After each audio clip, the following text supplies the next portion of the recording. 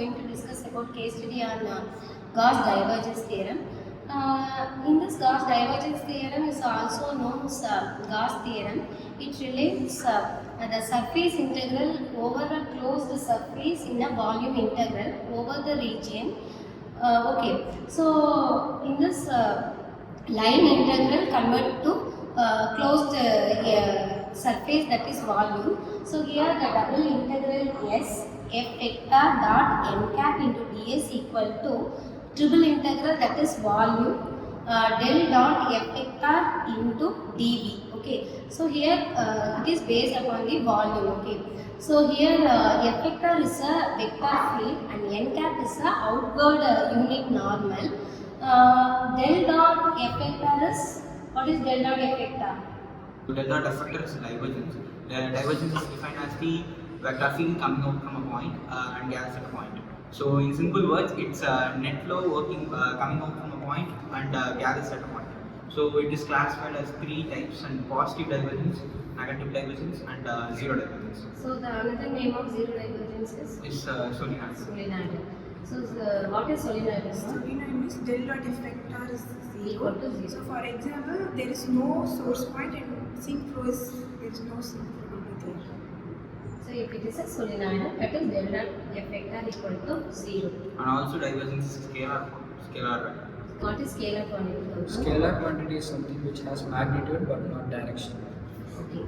So it is only a magnitude, not including in the directions. Next. As of ma'am said, Gauss Divergence Theorem connects the surface integral with the volume integral.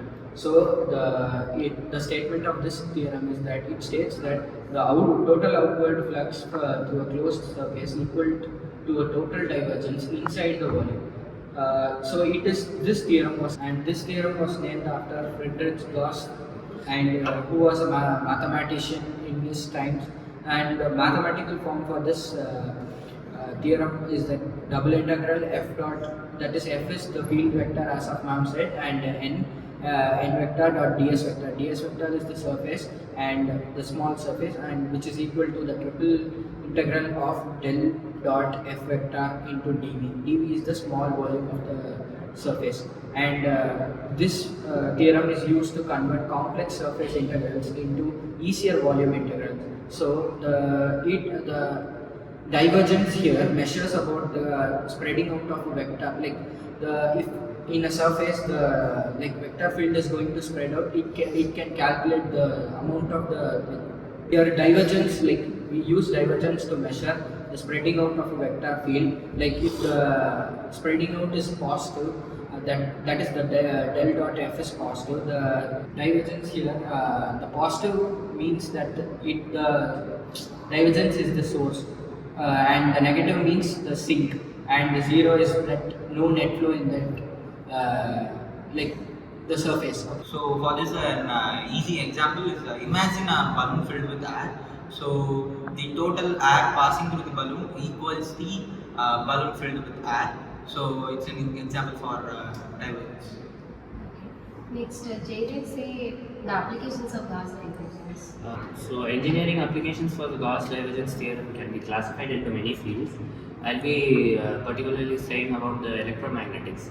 So in electromagnetics, the Gauss Divergence Theorem says that like the electric field leaving outside the surface or going through it. So it is a very integral part in the physics which we learn for electronics and for electrical subjects. In that there is an equation called Maxwell equation. The Maxwell equation has helped to find the electric field lines passing through some different rough materials or rough surface which does not have a certain shape. So with that we can with Maxwell's equation we can find out the electric flux and how many electric field lines which are passing through the irregular surface. And for Maxwell's equation, this Gauss divergence theorem was a very base or like a very foundation theorem to find out the Maxwell's equation. So without this Gauss theorem, we couldn't have found the electric flux or electric field lines passing through the irregular surface. And another applications of Gauss divergence laws are electrostatics and fluid mechanics and also gravitational field. That is, in electrostatics, the Gauss divergence law is used to calculate the electric field, that whether it's be point charges or infinite time or also spherical points. In fluid mechanics, it is used to measure the fluid charge in or close the surface, and also it analyzes the source and sinks into the closed surface. In gravitational field, the Gauss divergence law is used to relate the mass distribution to the gravitational flux.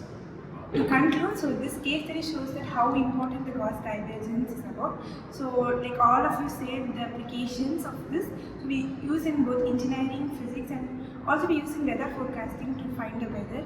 So it gives the exact value which converts the complex equation into a simpler way. So it by converting the complex difficult into a volume wise. So by concluding, so it uses in natural and man-made influences, like how divergence is used to control the man-made and natural ways. So in conclusion, I would like to say that it's not just a mathematical concept, it also used in many real-life applications. In this class, we learned the complex line integral to closed surface. Thank you.